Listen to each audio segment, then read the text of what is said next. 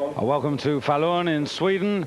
Ski jumping today should have been on the big hill, but some stormy weather early this morning forced the jury to amend the plan, and so once again we're back on the normal hill with the calculation point at 90 meters. No qualification jump, so all 64 go, and we're going to pick up the action with the best of the competitors' performances in the first jump.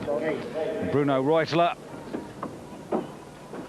for Switzerland from Gstaad, with good performances last weekend at Lahti. And he got a personal best, finishing 9th on the normal hill there, and that's a good opening jump by him. Mid-80s.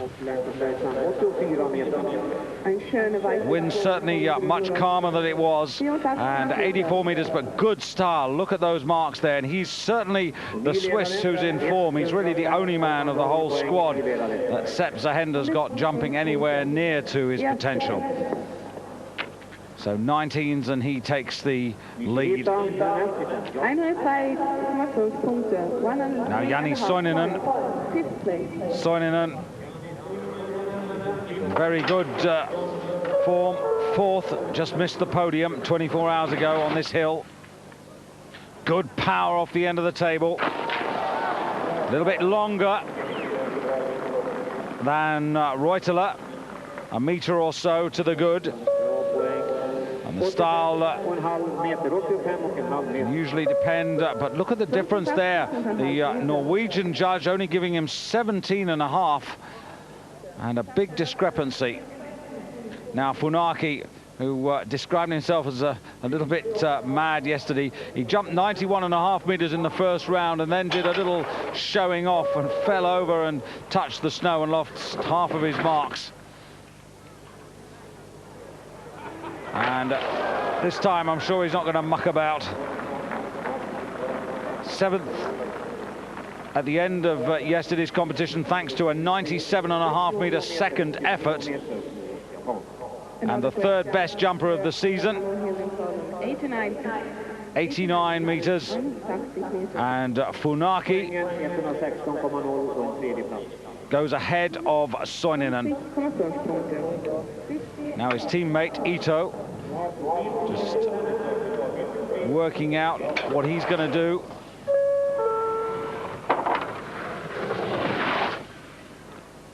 From Sapporo also, and that's a good long jump.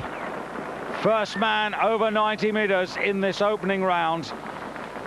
Ito, who had good results back home in Sapporo, picked up a 7th place on the big hill at Lahti last weekend, and he takes the lead there. 2 points for every meter more than the 90. Now Espen Bredesen.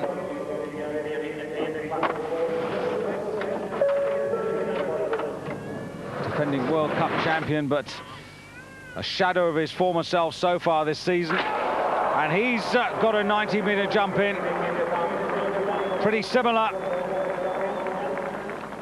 to Ito's effort. And 91 meters there for Bredesen, and he takes the lead for the first time this season. Espen Bredesen, the defending World Cup champion, finds himself at the top of the ranking at the end of the first jump.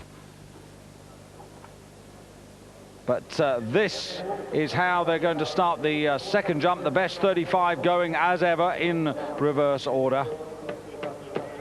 Moving up to those who did better. WEISSFLOG again in contention.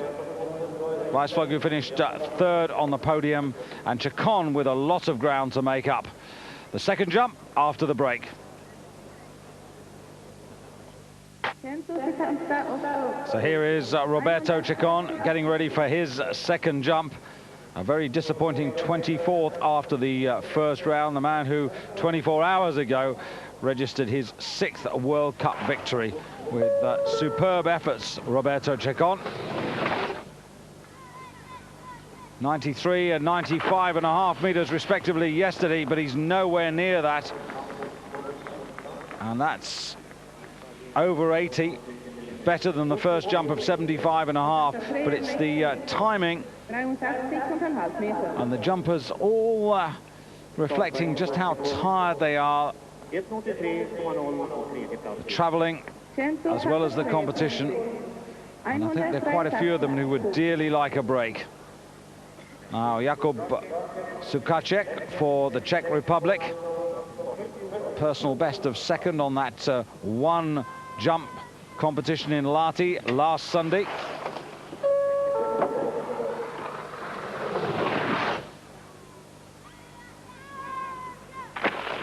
Sukacek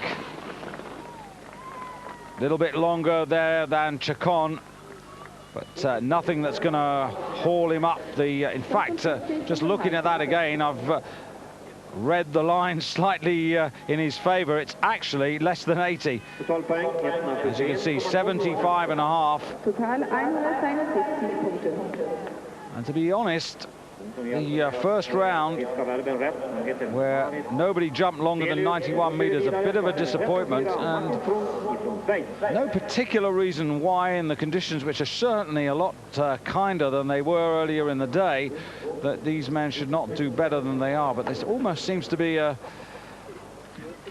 missed spirit over the whole jumping field today. Nobody really getting the power off the end of the table, or indeed the timing as good as we've seen in the earlier part of the season. Martin TRUNZ for Switzerland. Another sub 80 meter jump. Still really his performances at the beginning of the season at Planica on the normal hill there when he was 15th, his best so far for the season. It's been 6th, which is the position that he occupies at the moment, 6th being his personal best in World Cup jumping, but he's not going to hang on to that 6th position for very long. Next man across, a little sign of a return to form for Frantisek JEZ, but it's only a small, cautious one.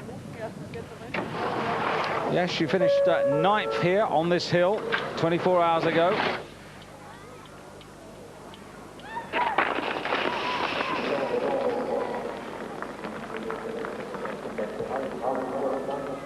And that's getting nearer to the 80-meter mark line. Yes, you did 60, 86 and 84.5 meters yesterday. But still some way to go before he recaptures his form of 1990 when he won 4 times. Stein-Hendrik TUFF.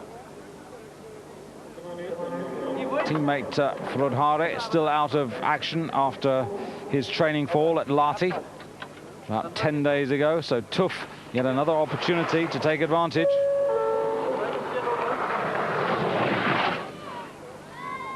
And this is going to be short as well. Oof. And lucky not to topple over. Low 70s, not even 75 meters there for TUFF. From the Trondheim ski club, not too far from the Holmenkollen in Norway. The famous Norwegian festival. Center stage of Eurosport's winter sports coverage next weekend. Both cross-country and ski jumping, with perhaps a crowd of 100,000 and even more expected. And you can see there the Finnish judge at 13.5, really taking a knife to the style marks. So TUFF, well, the 13.5, well, one of them will be discarded. Unfortunately, he can't discard the 2. Andy Goldberger, World Cup leader. 17th yesterday. Now, sub 80 meters, first time. And I don't think he's made it this. So my, oh my, what is happening to these very good athletes who somehow almost seem to be powerless to go over the 90-meter mark. 79.5 for Andy Goldberger. Good style hauls him up a little bit. He's still secure at the top of the World Cup table. But as he said yesterday, he wants to win the World Cup, but for that, he'd have taken a break to prepare for the World Championships. And I fancy there'll be one or two others who would like to do that as well. Now the triple Olympic silver medalist from 1992, Martin HOELLWARTH.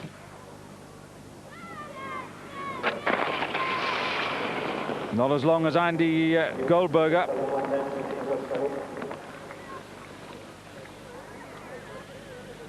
HOELLWARTH, who was out of the points yesterday, still down, languishing outside the top 50 in terms of the World Cup rankings.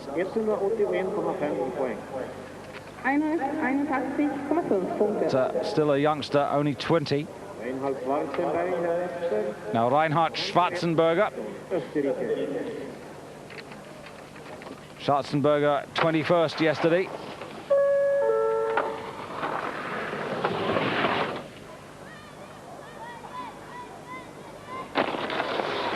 Like 83, something like that for this 18-year-old who won the Oberstdorf round of this year's Ruhrgasse World Cup of ski jumping. 83.5 in fact, and that's good enough to give him the lead. Style marks, quite a lot given away there by Reiner. Now here's an interesting man, Mikael Martinsson, injured right before the beginning of this season. But if you go back to 1991, he was a World Cup winner here in Falun on the big hill. So he's done well. This is the first time he's actually qualified. So World Cup points for the first time this season, possibly for Mikael Martinsson. And Sweden delighted to find someone with a little bit of form.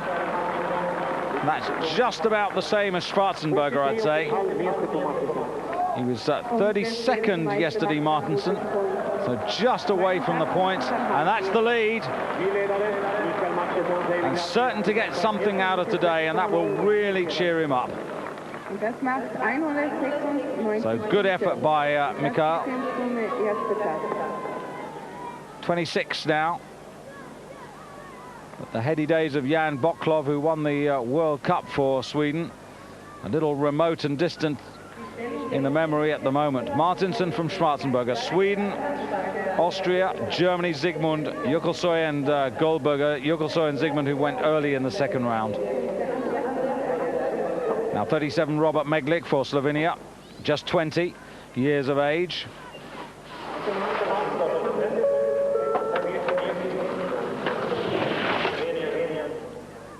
And MEGLIC, and low 70s anyway, and the touchdown means 50% of the points have gone.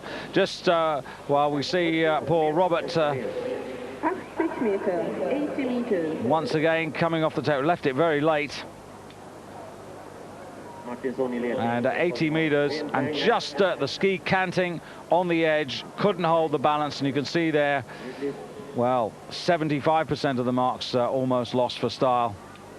Just, I was going to say that Dejan Jekovic, who finished a splendid 5th for Slovenia yesterday, unfortunately didn't fail to qualify for today's jump, the second one. Here's one youngster who did, Adam MALYSZ for Poland. 79 meters the first time. Well, 89 would certainly help him if he could find another 10.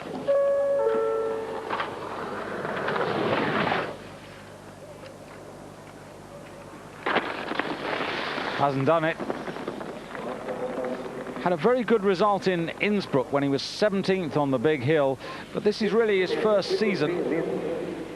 You can see he really didn't establish the skis, didn't establish that cushion of air underneath. Down into 17th at the moment, but will probably grab 1 or 2 points. Germany's Dieter THOMA, with Jens WEISSFLOG, the two leading German ski jumpers of the moment. Sweden still lead.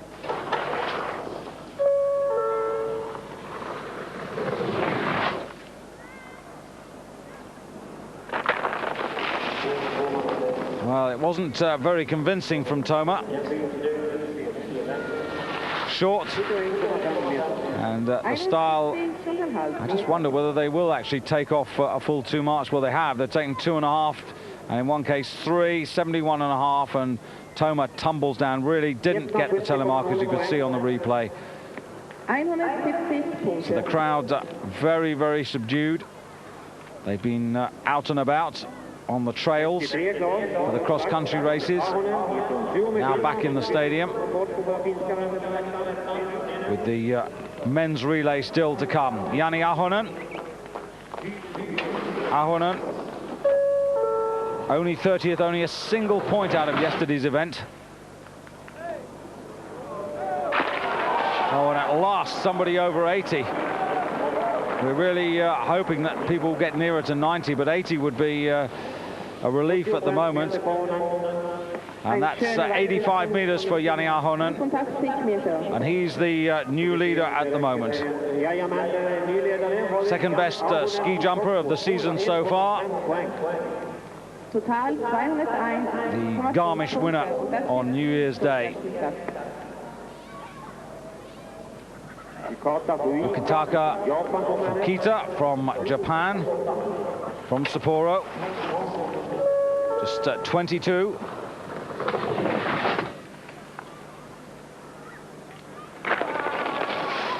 A little two-footed on the landing, so loss of style plus loss of meters won't really help him. He was 11th yesterday, and that's a personal best in terms of his World Cup record, but he's not going to improve on that today, I'm afraid. 71 meters, disappointing second effort. So still the leaders to come, in particular Espen Bredesen of Norway, the last to jump. Total points 100.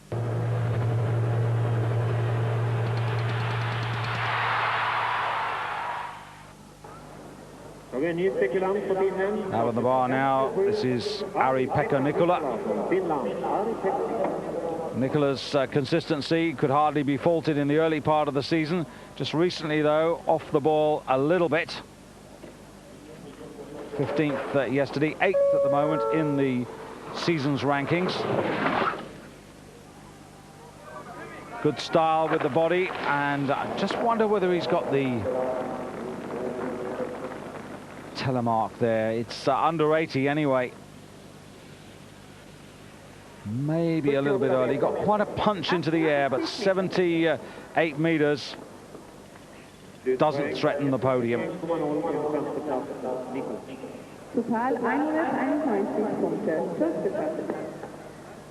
The next man up, Jens WEISSFLOG, third here yesterday. Generally in good form. Finland from Sweden at the moment. That's the leaderboard. No, and WEISSFLOG short as well. Well, it's an extraordinary second jump. I have to say, so far, it's the poorest competition of the season so far. And you can probably hear there's very little reaction from the crowd. 77.5 and a shake of a head of disbelief, I think, from Jens. Takanobu OKABE, who yesterday became a runner-up for the 5th time, denied by Roberto Chacon. Only 84 meters, but here's the man who set the hill record, the new hill record here of 100 meters, and nobody's even suggested that they were going to get near that.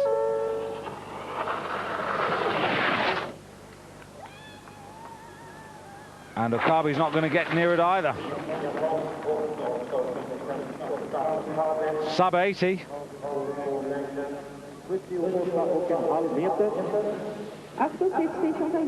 Again, just maybe a touch early. The 84 meters from the first round helping him to stay in second place, just gets ahead of Martinsson, Sweden, who's down to 3rd spot on the podium at the moment.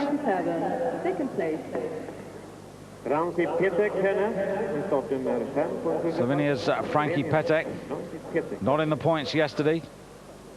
And he slipped down to 20th place in the ranking. So these days he has to qualify under normal circumstances for the competition. The first 15 don't actually have to qualify.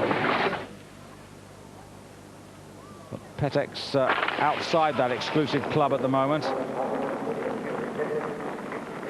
Over 80 for the former world champion on the big hill. The lead for Frankie. 84 and 83 meters, two distances you wouldn't normally associate as we come to the decisive top 6. And with 204 points, You wouldn't think that those distances were good enough for high points. So Slovenia, Finland, Japan, Martinsson for Sweden is down now into 4th, then Schwarzenberger for Austria. No Andy Goldberger today to fly the Austrian flag, I'm afraid. Now Mika Laitinen, 9th yesterday. Oh, good jump by Laitinen.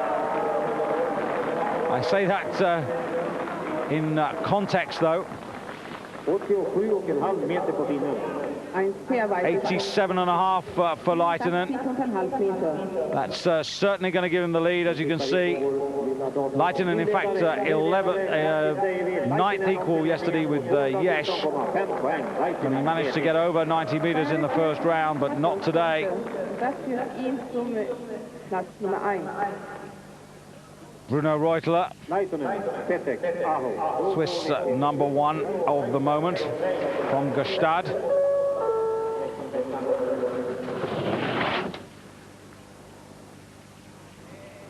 Right on 80 meters, I'd say. In fact, maybe just a little bit more, maybe half a meter more. Reuteler just finding his form in the last couple of weeks. 4th at the moment, 9th his best. He might just equal or better that with 4 to jump at the moment. Jani Soininen. Soininen's record, pretty respectable for the 6th best jumper of the season so far.